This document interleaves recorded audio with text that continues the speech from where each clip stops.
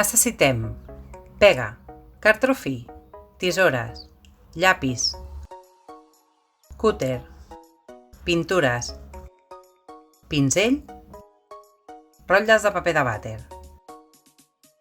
Començarem pintant els rotlles. Dibuixem un rectangle al centre i el retallem amb el cúter. Reservem aquest tros per després. Agafem el cartró fi i el pintem de color negre per fer les rodes.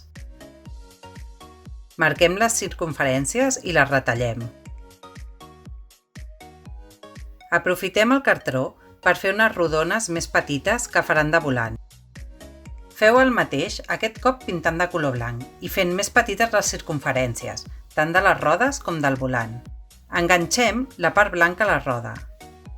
Enganxem el tros de cartró que havíem retallat a la part del darrere. Dibuixem les línies al volant i l'enganxem. Decorem el cotxe amb un número. Enganxem les rodes. Llest!